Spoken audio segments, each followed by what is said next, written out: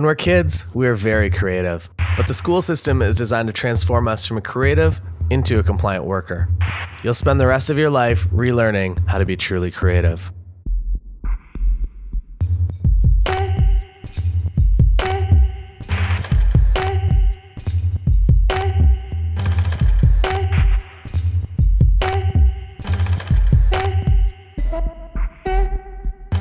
I first came to Paris because of Hemingway's writing. In the 1920s, he worked here as a writer and a foreign correspondent for the Toronto Star. During those years, his circle of friends included some of the greatest creatives ever to live. F. Scott Fitzgerald, James Joyce, Gertrude Stein, Ezra Pound, Picasso. Everyone was doing great work. The competition was fierce, but friendly. It kept everyone motivated.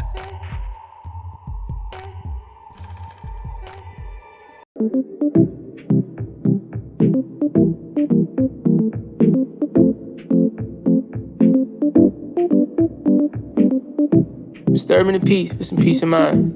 Sleeping in jeans, I'ma need a night.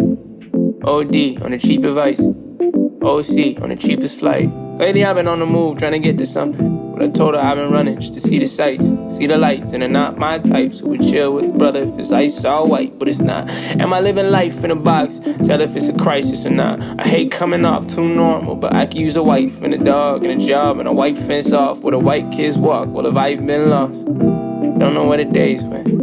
I spent a lot of nights in a blur, and I bet it's been a few too many trying to make it. And I haven't yet, yeah.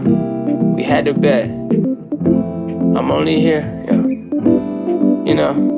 But if you don't like this music, then don't be listening to it. You know, I'm just a dude that you know, or something similar. If you don't keep it real, can you go somewhere but here? Cause you know, we're only losing control, yeah. I say if you don't like this music, you don't be listening to it. You know, I'm just a dude that you know, or something similar. If you don't keep it real, can you go somewhere but here? Cause you know, we're only losing control just for a minute.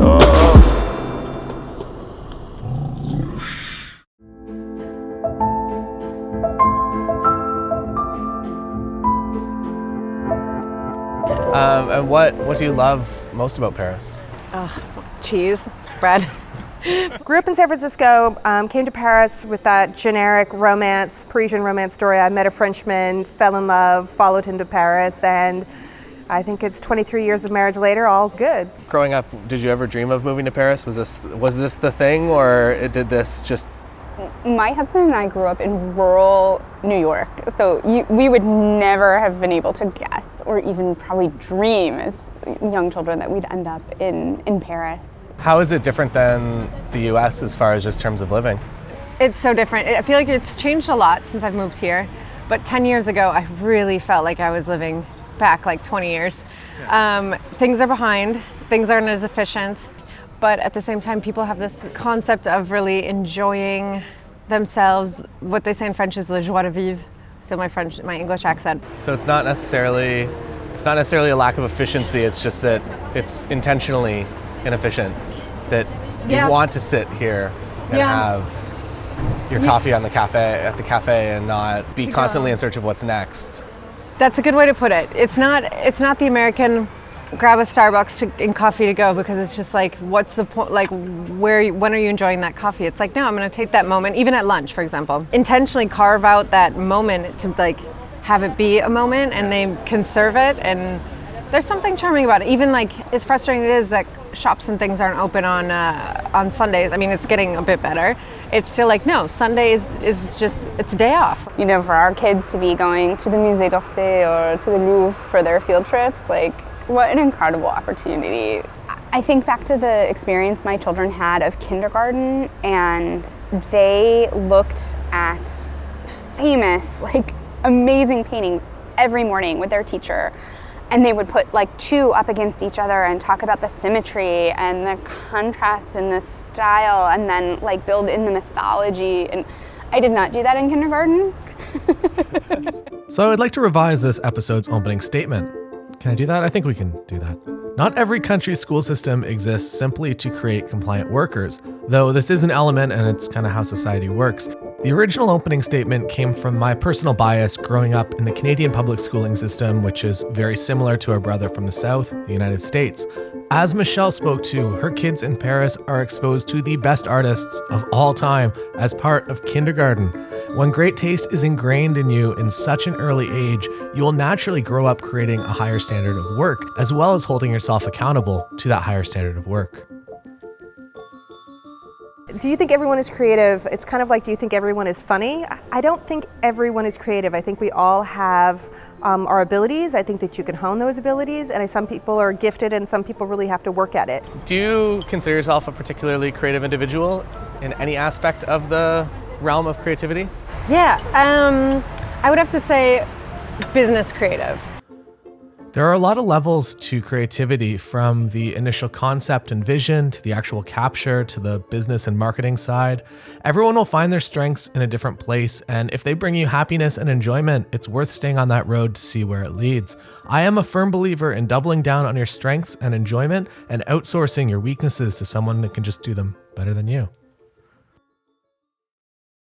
We're here today at the Apple Store in Paris. The Apple Store has a pool. You can go for a swim before buying your Apple products if you want. And with me today I have the Nikon 85mm S lens, as well as my Nikon Z6. If you ever want a tourist location kind of all to yourself, just wake up earlier than everyone else, because nobody gets here until like 10 in the morning. So right now we're gonna go do some photos and at the place to ourselves.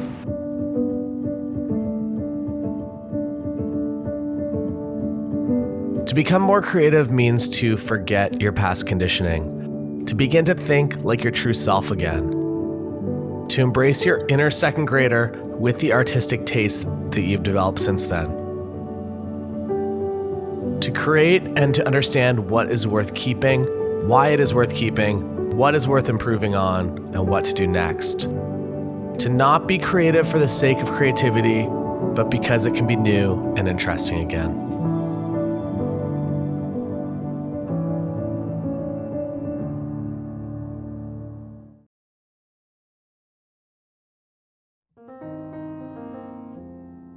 These streets have always been and will forever be interesting. They will always attract an adventurer, somebody that wants to understand more about life, that wants to slow down and understand what is truly valuable.